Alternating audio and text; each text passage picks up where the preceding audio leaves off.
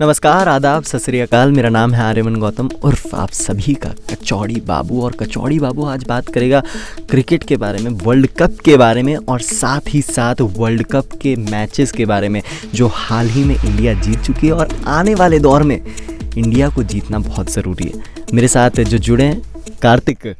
कैसे हैं कार्तिक? बड़े टाइम बाद हमारी बात हो रही है। आज बड़े मुश्किल से समय दे पाते हैं ये, क्योंकि busy time and this is the world cup. अरे ऐसी तो कोई बात नहीं है। बिजी जरूर है, लेकिन इनके लिए तो समय है बस।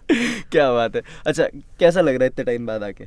बहुत अच्छा लग रहा है। This is what I like to do और यही करना है हमें। करते रहेंगे, मिलते रहेंगे और आपकी शिकायत को भी दूर करेंगे। हम अब रोज कोशिश करेंगे आपसे मिले। बिल्कुल, और अच्छा लगता है जब हम ऐसे रोज बात करते हैं। अच्छा, तो कार्तिक एक बड़े अच्छे जो दोस्त हैं वो भी मेरे आए और बहुत ज़्यादा नॉलेज रखते हैं वो भी क्रिकेट के बारे में, लेकिन उनका जो है बस एक ही बुराई कि वो गुटखा वगैरह जो है थोड़ा सा खाते हैं। अरे अच्छा। तो राय चाचा जी, एक बार आ जाइए। चाचा जी हैं हमारे। अच्छा जी सर, आइए। अरे बेटा, कैसे हो हैं? जी सर, बढ़िया सर, बढ़िया। आप बताइए कि क्या लगता है आपको कि भारत जो है क्या वो बाहर हो जाएगी राय चाचा जी? क्योंकि आपकी राय जो है वो हमारे यहाँ पे बहुत मानी जाती है।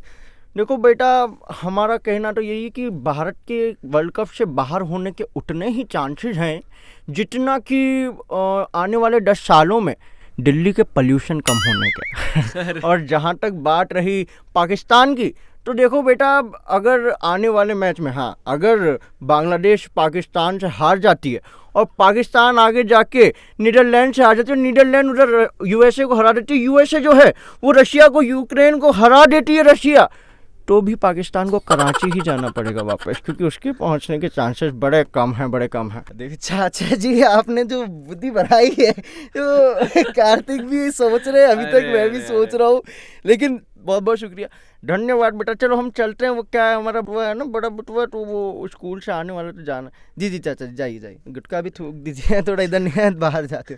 अच्छा कार्तिक, वापस आते हैं मैच की तरफ। तो कल का मैच हुआ, बड़ा शानदार मैच हुआ। बहुत भारत जो है वो बहुत अच्छा खेली। बैटिंग की बात करें स्पेशली तो विराट कोहली जो अभी हॉट फॉर्म होती है एक पर्सन की, बिल्कुल उसमें चल रहे हैं वर्ल्ड कप में।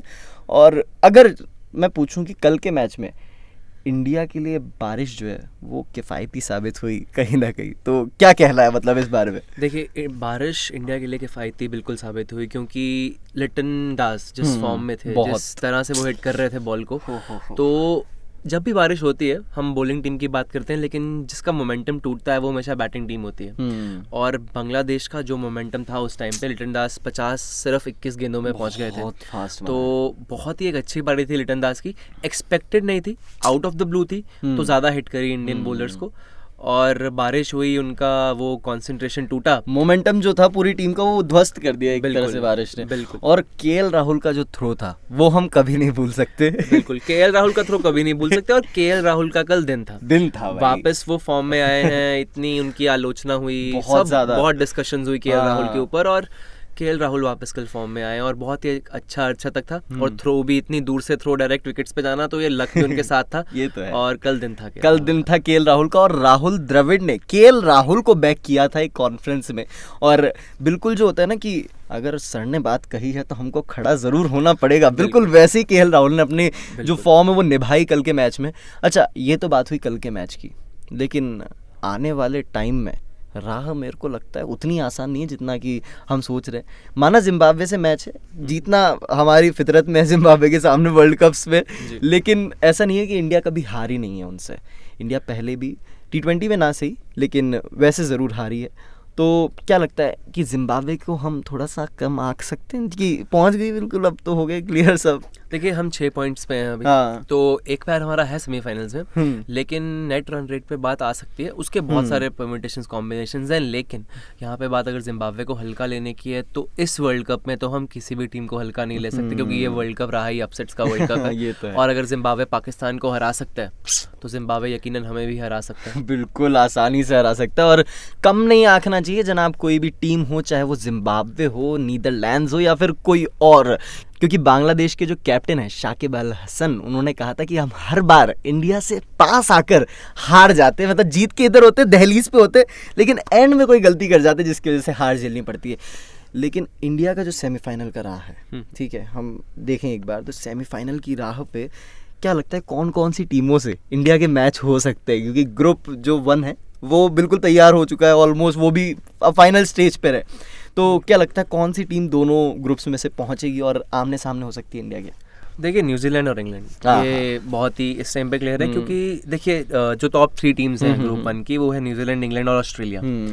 इन तीनों टीम्स के 5-5 पॉइंट्स हैं, लेकिन ऑस्ट्रेलिया का जो रन रेट है वो बहुत कम है, वो है -304। तो अभी न्यूजीलैंड और इंग्लैंड के भी 5-5 पॉइंट्स हैं, और न्यूजीलैंड तो चलो ऑलमोस्ट पहुंच ही गया है, +2.23 का रन रेट है उनका।